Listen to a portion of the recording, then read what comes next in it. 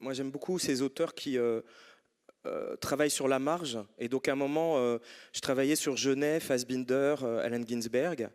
Et puis en travaillant sur Genet, en lisant le journal du voleur, il y a son histoire, lui, le lien qu'il entretient avec le vol, mais aussi avec la prostitution. Alors je commence à m'intéresser à la prostitution à cette époque, et je remonte, et j'arrive au 19e, et là je découvre quelque chose d'hallucinant qui est vraiment le terrain sur lequel on vit aujourd'hui. C'est pour parler de la violence sociale, c'est pour parler de la marche, c'est pour parler de la survie, et que dans un monde où une telle violence va s'exprimer contre les femmes et leur empêcher toute survie en dehors du mariage, la prostitution n'étant que un des seuls moyens de survie. D'ailleurs, il parle dans le texte en disant d'ici l'an 2000, il se projette dans l'an 2000 en expliquant le déclin d'une société qui sera construite sur cette forme d'asservissement, de marchandisation du corps, etc. Donc c'est très troublant en fait en lisant ne serait-ce que la préface de Dumas, de comprendre qu'est-ce qui va le mener à écrire cette pièce. C'est vraiment ça qui m'a fasciné, c'est-à-dire de voir comment, au mi-temps du 19e siècle, se met en place un système qui, au moment de l'industrialisation, du capitalisme, d'une bourgeoisie régnante, va institutionnaliser la prostitution, qui va devenir le symptôme et en même temps la force vive de Paris, voire de la France au XIXe siècle. À partir de ce moment-là, en réalité, on parle d'une sexualité de plaisir, et pas juste avec un but de procréation dans la sphère familiale. Et donc on va encourager les hommes à aller se divertir un peu. Donc on met en place tous ces systèmes de prostitution qui vont devenir des lieux initiatiques pour la construction d'une identité masculine.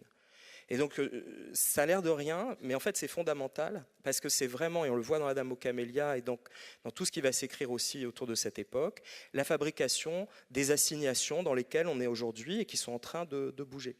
Donc voilà, il y a un truc passionnant, au-delà de l'histoire qui est magnifique aussi, c'est cette histoire tragique entre ce jeune homme, cette prostituée, condamnée, mais c'est probablement leur histoire qui est condamnée, parce que là encore, on est dans de l'illusion et dans l'illusion de l'amour, avec la volonté de le faire marcher, cet amour, avec l'idée qu'on s'en fait, l'idée qu'on se fait de l'autre.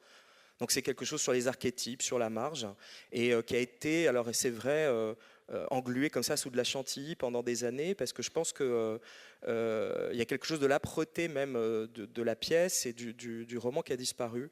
À la décharge de Dumas, il a écrit un roman et une pièce, et il avait fait un roman magnifique qui a eu un très très grand succès, et puis parce qu'à l'époque le théâtre se faisait au boulevard et qu'il a voulu reproduire le succès, il a écrit une pièce qu'il a sûrement embourgeoisée pour qu'elle puisse plaire aussi au public.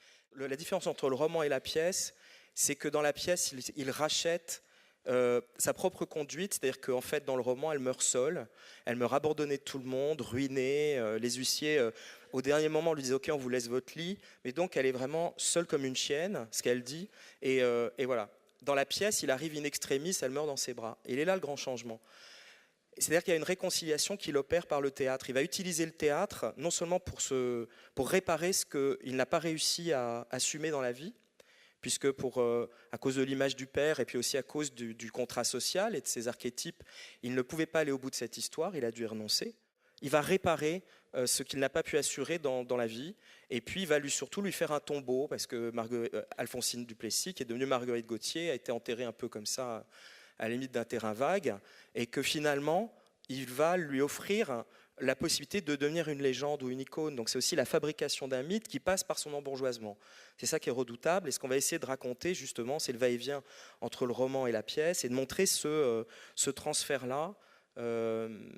Voilà, après, c'est vraiment traversé aussi par les fantômes. Enfin, c'est l'époque du spiritisme, c'est exactement l'époque où on commence à faire tourner les tables.